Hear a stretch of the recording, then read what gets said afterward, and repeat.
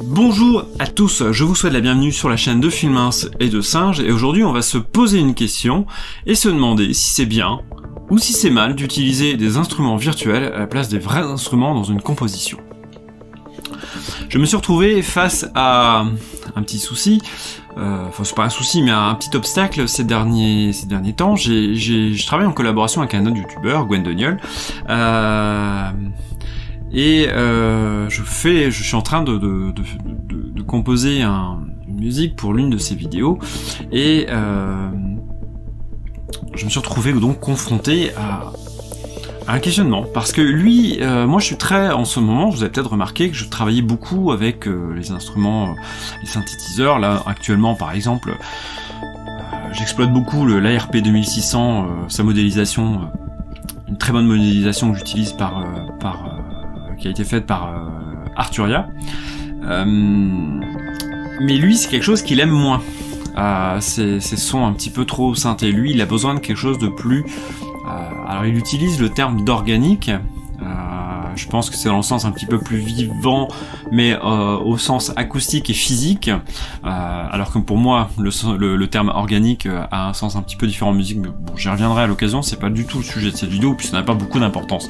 L'important c'est qu'on se comprenne et qu'on puisse mettre une définition claire et compréhensible par tout le monde derrière. Donc il a besoin de quelque chose de plus organique. Seulement moi, bon, il y a cette tendance actuelle, mais c'est pas exclusif, hein, c'est parce que j'explore ça en ce moment. C'est pas, j'explore pas les synthétiseurs actuellement parce que je n'aime pas le reste. C'est parce que je me retrouve, voilà, c'est ma direction actuelle, mais qui n'est pas exclusif. Seulement, il se trouve que moi je n'utilise que deux instruments acoustiques. Le flûte traversière, qui est réellement acoustique, puisque je l'ai enregistré avec micro, vous avez déjà vu, je vous en ai déjà parlé, notamment avec le NT3, etc. Il y a une petite vidéo là-dessus. Et puis ensuite, je travaille sur la sonorité, sur l'équaliseur, etc. quand je l'intègre à mes morceaux pour trouver un bon équilibre. Parfois je mets des effets, il y a même de certains morceaux où la flûte est quasiment plus reconnaissable, parce que justement je transforme, je tords dans tous les sens le son, et c'est hyper intéressant comme boulot. Et j'utilise un piano virtuel. Alors, il va me servir d'exemple pour essayer de répondre à la question qu'on se posait au début de la vidéo. Instrument virtuel, alors, qu'est-ce que ça veut dire? Ça veut dire que c'est un instrument acoustique réel, mais qui a été numérisé. Là en l'occurrence ce sont des pianos qui ont été entièrement samplés. C'est aussi Arturia qui fait ça, qui fait le piano que j'utilise, qui s'appelle le piano V. Son principe, c'est que on peut travailler, on peut varier sur le logiciel la position des micros. Tout ça, ce sont des pianos qui ont été enregistrés très précisément, vraiment au détail près, avec un souci du détail, de la résonance, du bruit du marteau sur les cordes, et vous pouvez régler tout ça. Vous avez des curseurs qui vous permettent par exemple d'entendre plus fort les marteaux quand on tape, ou alors d'avoir un micro. Vous allez avoir 4 micros disposés autour du piano, et puis vous pouvez décider de simuler ce que donnerait un micro qui a été posé à l'extrémité d'une pièce par exemple. Donc tout ça, après ces différents micros sont mixés, ça vous donne le son global du piano. C'est super intéressant, et on peut faire mumuse avec ça pendant des heures, parce que ça... Voilà, il y a des fois où ça donne des choses très bizarres et limite pas intéressantes, et puis parfois on tombe sur des choses beaucoup plus fascinantes, d'autant plus qu'ils sont amusés à modéliser des tas de pianos. Donc il y a les pianos à queue, il y a les pianos droits, et vous avez différents types de pianos droits, différents types de pianos à queue. Vous avez possibilité de jouer sur l'accordage aussi, et ça c'est génial, parce que ça vous donne un petit côté un petit peu ancien ou vintage, ou du moins un peu... presque western, vous savez, quand on entend les pianos 19e siècle, fin 19e siècle, un petit peu désaccordés dans les saloons et tout, c'est rigolo. Et bon, bref, on s'amuse avec ça, mais ça reste du... Voilà. Donc moi j'utilise ce type de choses, alors sur des pianos très classiques, parce que justement, là c'est recherche un petit peu d'un piano... on va dire plus habituel, plus familier à l'oreille, et ça tombe bien puisque de toute façon c'est ce que dans la première proposition que j'avais faite à Gwen, c'est ce qu'il avait aimé notamment, enfin c'était le piano et c'était le seul son, j'avais pas intégré de flûte et c'était le seul son d'instrument réel que j'avais intégré, en tout cas d'instrument acoustique que j'avais intégré, voilà, et ça c'était intéressant.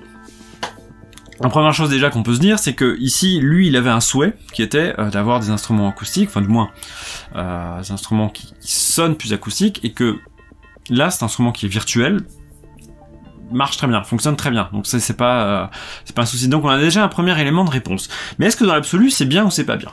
Bon, si on veut être très clair, on s'en fiche un peu de savoir si c'est bien ou c'est pas bien. En réalité, ma question, elle est même pas intéressante en soi. Par contre, ce qui va être intéressant, c'est qu'on va toucher aux limites. Parce que là, on est dans le cas d'un piano qui a été, dans tous les cas où il va être d'une certaine manière réaliste. C'est-à-dire que, on va pas pouvoir descendre au-delà, plus bas que la touche la plus grave d'un piano, classique, et on va pas monter plus haut que dans une touche qu'avec un piano classique. Mais on pourrait très bien imaginer un instrument qui va au-delà, un instrument virtuel qui va au-delà. Quand on joue sur la position du micro ou le positionnement dans la salle, on va pas jouer forcément sur le réalisme du son. Alors des fois, il va sonner moins réaliste parce que peut y avoir aussi des défauts dans la modélisation du piano ou dans la numérisation ou dans l'échantillonnage du piano, mais là dans le cas du piano V, on peut difficilement aller dans quelque chose qui sera vraiment contre nature entre guillemets. Par contre, on peut imaginer justement, par exemple, des notes tenues très très longues au piano, chose qui est pas possible. Enfin, il faut une sacrée caisse de résonance pour se dire. En tout cas, j'imagine qu'un piano classique, c'est quasiment impossible, mais on peut imaginer des notes continues qui ne s'arrêtent que lorsque l'on lâche la note. Je crois qu'il y a des logiciels qui permettent de le faire. Je crois pas qu'avec celui-là on peut, mais il me semble qu'il y en a. Bon, là déjà, on va commencer à sortir un petit peu du cadre. Mais ça va être, si on prend une guitare, ou un violon, ça va être encore plus flagrant. Vous avez un violon, vous avez une limite dans l'ambitus. Vous avez, il y a une note grave à laquelle on ne peut pas aller. Imaginez un instrument virtuel qui lui donne cette possibilité parce qu'il se base sur un piano, par exemple, puisque souvent les claviers-maîtres avec lesquels on va diriger on va commander ces instruments virtuels sont des sont des pianos. Donc si c'est un 88 touches, vous allez pouvoir aller au-delà. Et là on commence à sortir un petit peu de ce cadre réaliste. Et c'est là que la question commence à se poser. Parce que j'ai entendu justement, il y a des puristes, je vais dire entre guillemets, même pas, il y a des puristes, des gens pour qui c'est extrêmement important de ne pas sortir de ce cadre-là. Alors il y a des gens déjà qui vont considérer que après j'en ai pas rencontré beaucoup, donc si ça se trouve c'est 2 personnes sur 1 milliard, mais qui vont considérer qu'utiliser un violon numérique ça a pas de sens. Je pense qu'il y en a quand même plus que 2 par milliard. Qu'un violon numérique, un violon samplé ou un violon modélisé, ça n'a pas de sens. C'est vrai qu'on pourrait considérer que ça n'a pas de sens. Maintenant, si vous êtes compositeur tout seul, que vous avez besoin d'un violon, chose très simple, qui ne casse pas 3 pattes à un canard et qui mais qui en même temps ont besoin d'être dans votre composition, en même temps c'est absurde de pas en profiter, surtout si on a des logiciels qui sont extrêmement bien cadrés. C'est le cas par exemple de ce que fait Native Instruments. Il se base sur des techniques de jeu et des modélisations de techniques très particulières à l'instrument, mais vraiment typiques à cet instrument. Donc ces logiciels-là ont l'avantage d'être faits pour rester dans un cadre qui permet justement de ne pas demander aux instruments de faire des choses qu'ils ne sont pas capables de faire. Ça, c'est un avantage. Donc, dans ce cadre-là, pourquoi ne pas les utiliser ? C'est un peu dommage de ne pas utiliser ça si on a des choses très simples. Après, le défaut, ça va être justement que quelqu'un qui connaît bien cet instrument va se rendre compte aussi des limites, puisque il ne peut pas justement jouer sur l'au-delà de limites qui sont fixées par cet instrument, parce qu'il y a des phénomènes acoustiques qu'on ne peut pas explorer, qu'on va pas pouvoir explorer avec l'instrument virtuel. Sauf si les concepteurs ont été voir tout ce qui était possible de faire, y compris ce qui n'est jamais venu à l'idée de beaucoup de musiciens.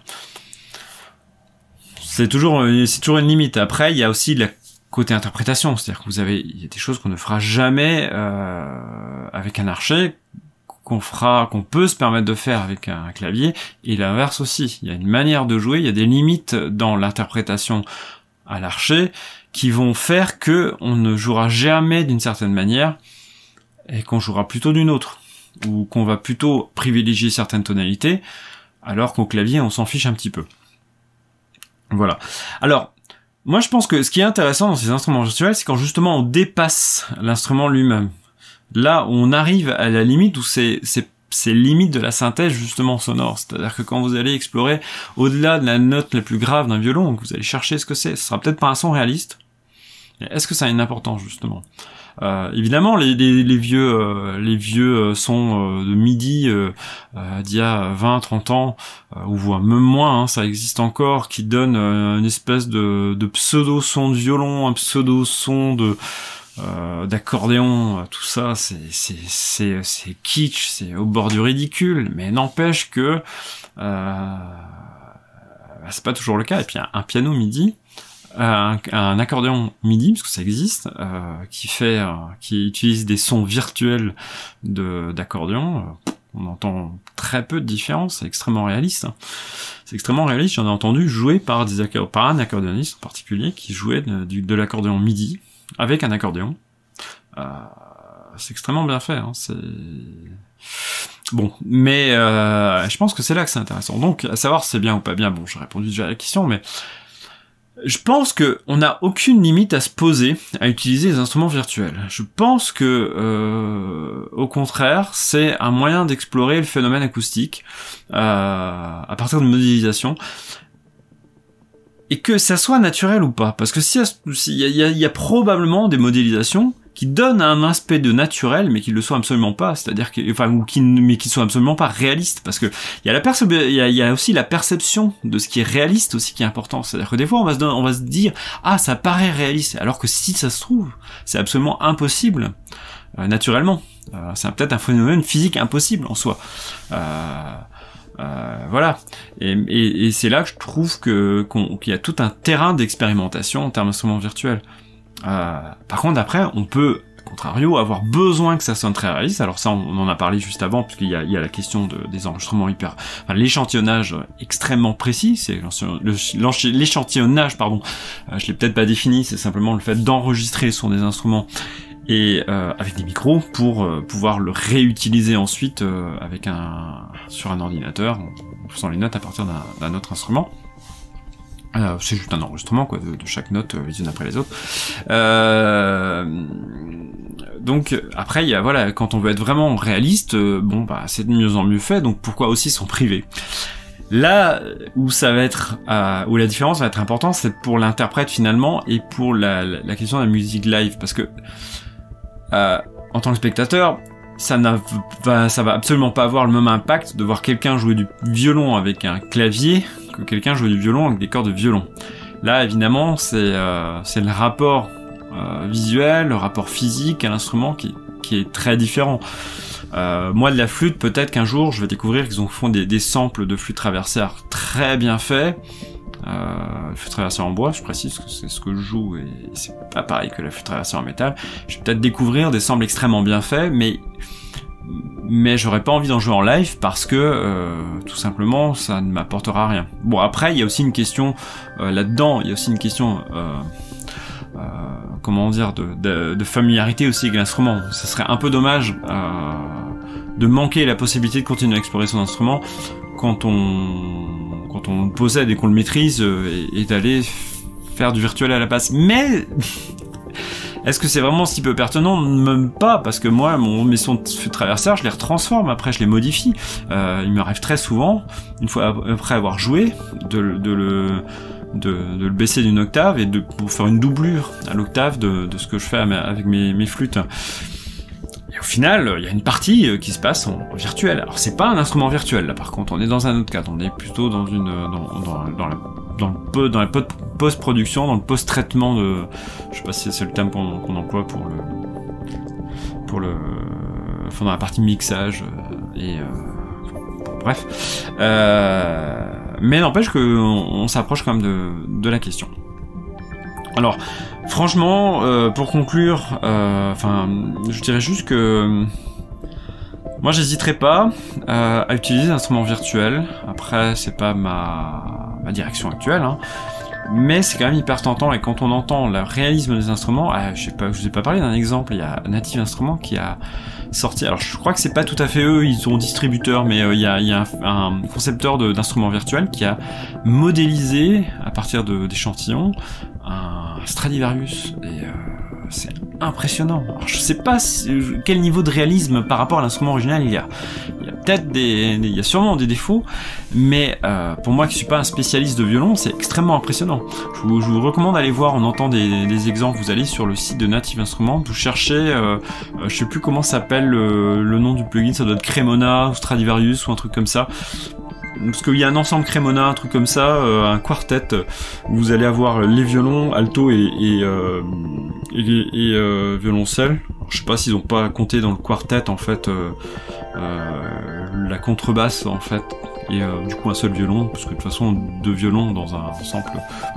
Je sais pas, je veux dire, 4 instruments de quartet, ils entendent peut-être par là 4 instruments différents, mais réellement différents.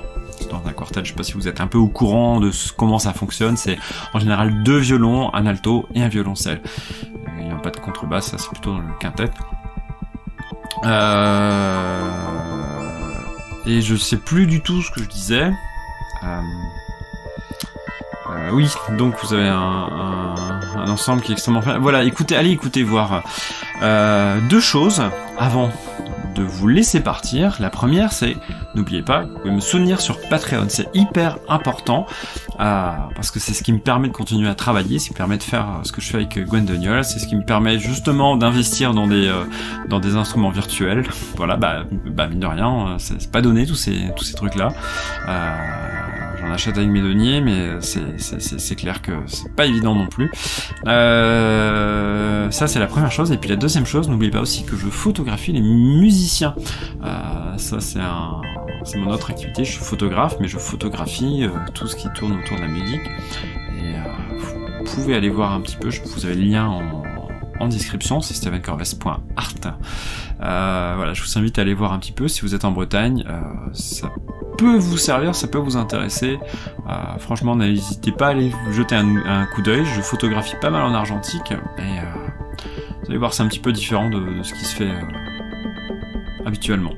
Voilà, sur ces bonnes paroles, justement en photo, côté argentique, numérique aussi, c'est intéressant. Mais on en reparlera dans un autre cadre, et à une autre occasion. Je vous souhaite une très bonne continuation, je sais pas quand est-ce qu'on va se revoir, je vais essayer de faire des vidéos régulières, mais on verra. À très bientôt.